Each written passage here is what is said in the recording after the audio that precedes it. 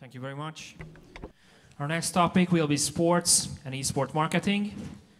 Our next speaker will be a sales executive of Lagardere Sports and Entertainment Poland. Right now, he's working on media rights and sponsoring sales at global sports marketing agency Lagardere Sports. Also, he's now responsible for developing esports project on the Polish market. So please welcome Grzegorz Łagowski.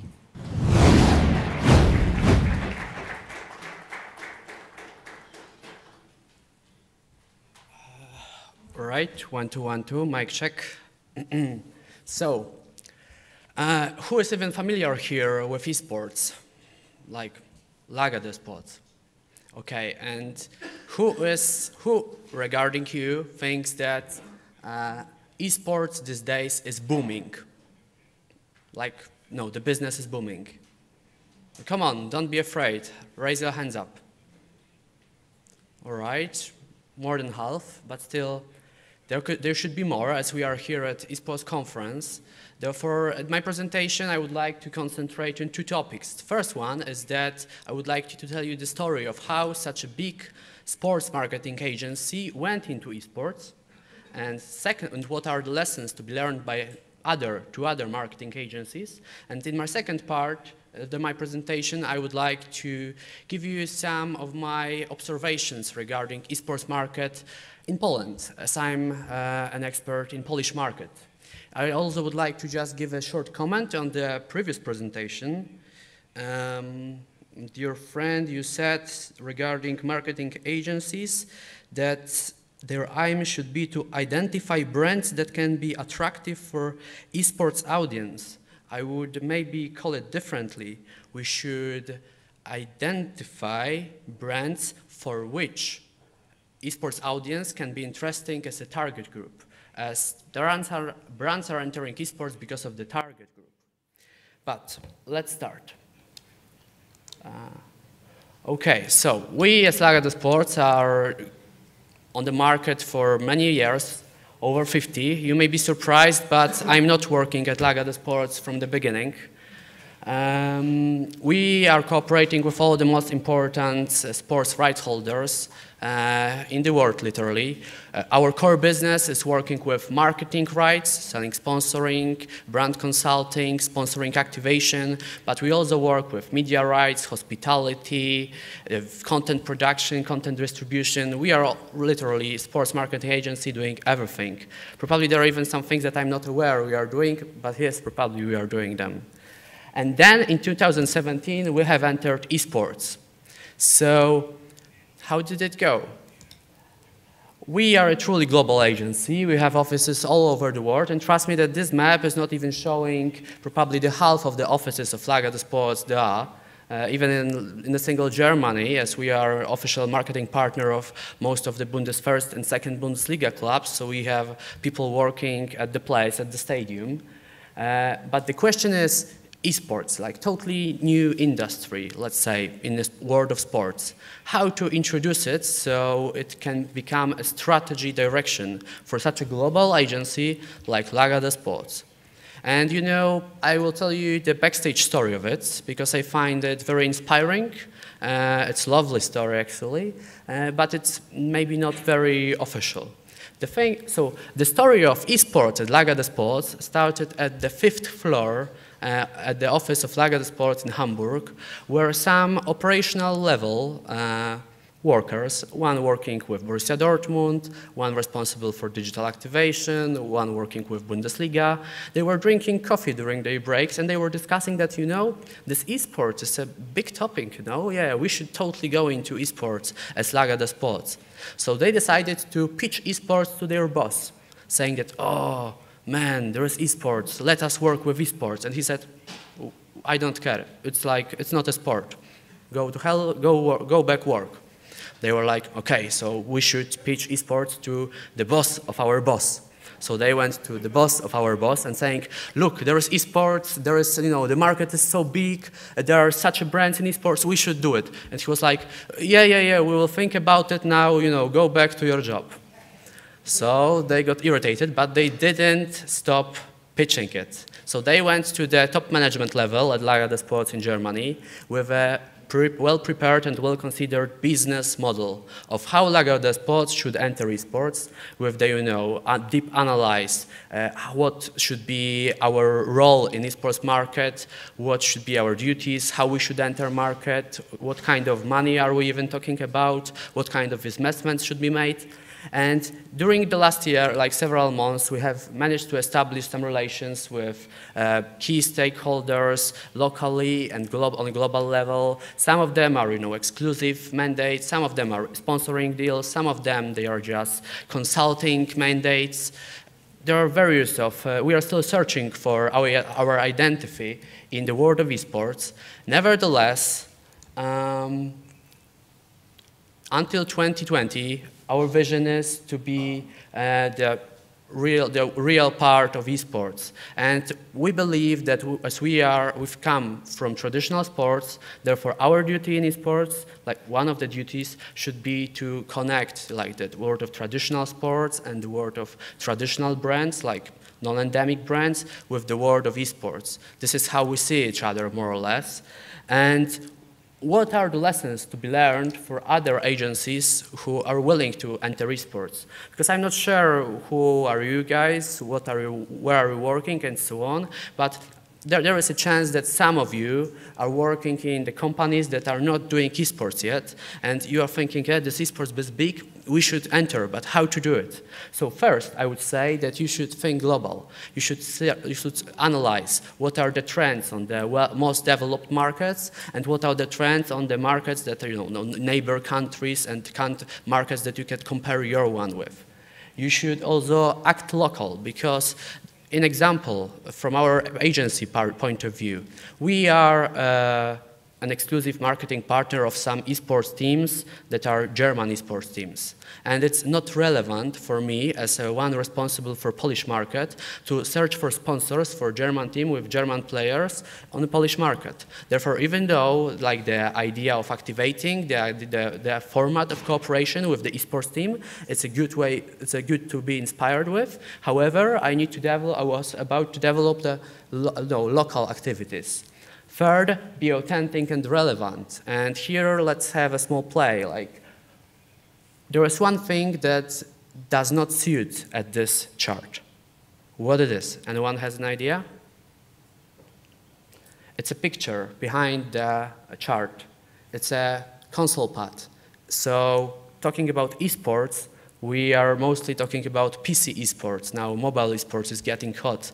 But I can tell you that the typical esports follower seeing console pad would say, oh, you don't know nothing, it's not esports, you are not authentic. However, from our point of view as Lagardere Sports, as we are working with traditional sports, the games that are connected with consoles like FIFA and so on, they are very authentic for us, they are relevant. And fourth, work on a business model. Because if you want to pitch esports inside your organization, it has to be professional from the beginning.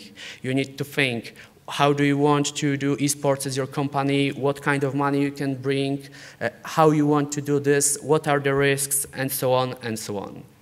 So it will be the first part of my presentation, and now going to the second part, I would like to, as we are here talking about Polish market, Czech market, Slovakia market, and Hungarian one, I would like to describe you what are my thoughts on Polish one. So, regarding the strengths, I think that the most important and the key element is broadcast viewership. It's very common in Poland that when there is international tournament, it has so then the local broadcast has a lot of viewers. Event participation. Even though yet there are not many offline events in Poland, but still there's the global leader, respect for that, Katowice, organized and managed by ESL. Last year there was PGL Major organized in Krakow, and every event is gathering a lot of fans. Media coverage. At the conference here you can meet Mr. Paweł Kowalczyk from Onet, who is representing one of the biggest internet platform, who is developing esports topics inside the platform. So you can discuss it with him. However, the mainstream media these days are taking closer and closer look on esports.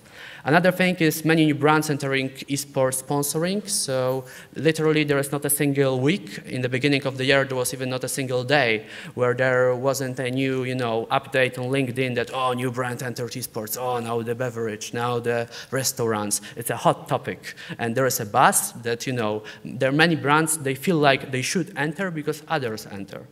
And another thing are strong brands of esports influencer and some strong international entities that are doing esports projects. And here again, today you will have a possibility to meet Mr. Alexander working with for ESL Poland, and you can discuss with him how he is developing esports market in Poland with their products. From our perspective, we have already good relations with esports stakeholders, with traditional sports. We have knowledge how to pitch it. We have ready some business models. We know what we want to do. It's just, I hope it's just a matter of time when we will reach our position. Regarding the weaknesses, that's more interesting. There is a limited number of well-developed esports entities. So I had an example pretty recently, a situation where I was pitching esports to one of the Polish beverage brands, and the decision was, yes, Greg, come on, show me what I can do in Polish esports. And I did an analysis, and you know what? The thing is, there were top esports products were already reserved by other beverages brands. So for my beverage brand, it was impossible because of the branch exclusivity to enter the best esports products because the fact that there's a limited amount of them. Next thing is Counter-Strike being the only well-developed esports title. So here, an example, League of Legends. It's very popular to play League of Legends in Poland, but there's only one truly professional League of Legends team in Poland, Illuminar Gaming. They are playing today at V4 Festival. However, it's still lack of professionalization. Then there is lack of legal regulations, what have an impact on contract players, low level of loyalty among esports fans. So in an example, when we had an interesting issue with Virtus Pro team, when they start losing games, they had a bad, they had a bad performance, and then even though they had the biggest fan base in Polish esports, in a matter of seconds, there were a lot of negative comments like, "Oh, Virtus Pro, we hate you. You are so bad. Go retired."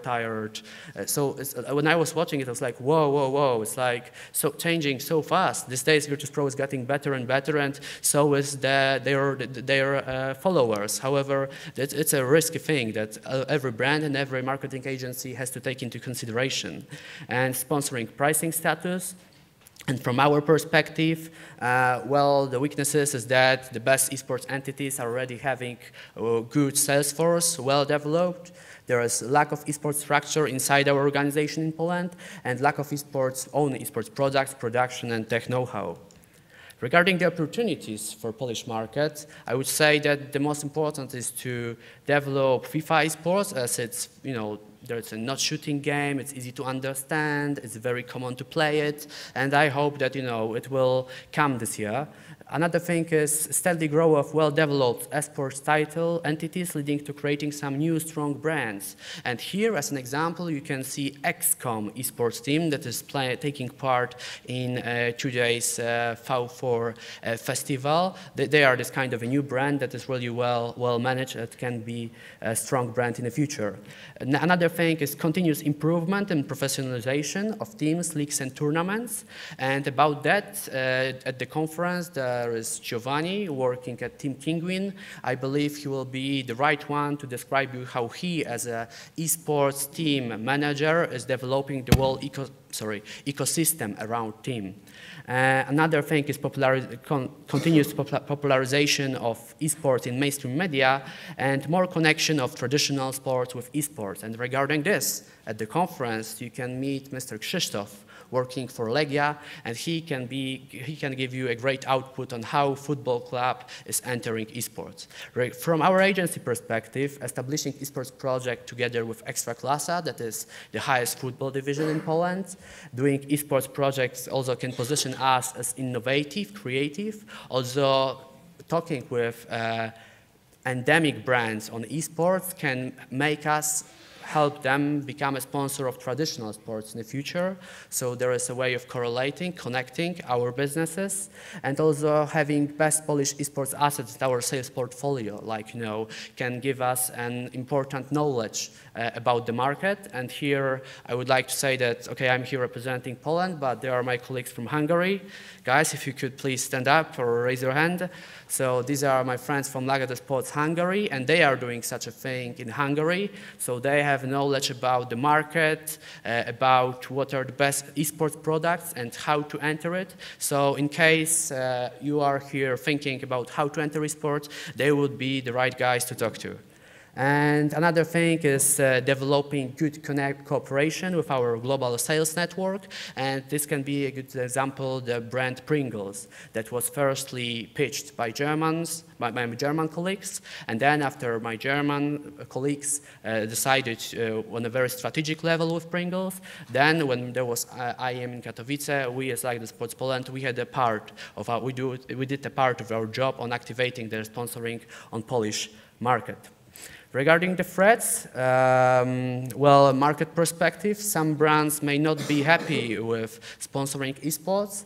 Then there could be a further development of duopoly, because these days there are like as I said, so if you would like to talk about ESL products in Poland, there is Mr. Alexander for sure who will answer all your questions. However, regarding the duopoly, it's my personal opinion, as these days there are two strong powers on esports in Poland, one domestic, one international, and these days it's a very competitive environment. However, I believe that analyzing Polish market in the future, there need to be new players on esports market as well in order to continue market development, because in case there will be no new entities, and I for sure, like everyone would agree, then the speed of market development can be lower.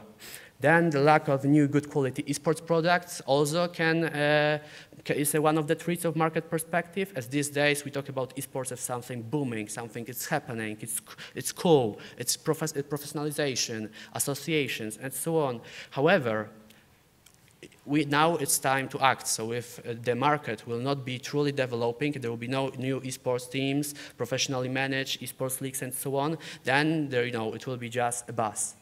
And from our perspective, where the key, I would say the key is to have our own esports products and good relations with esports stakeholders in order to advise brands and so on entering esports. So, thank you for your time. As I said, during the presentation, I managed a couple of my friends doing esports in Poland. And to be honest with you, this is somehow how I see our agency role in esports. We are connecting people, we know the market, we know what are the best products, we know we can connect the brand with the product, we can advise, we are a bit independent. And this is what I think the biggest value of our agency in esports. So as I said, if you are a Hungarian company entering esports, feel free to talk to us, we will for sure serve you. And now, just like an airplane, sit back, relax, and enjoy your conference. Thank you.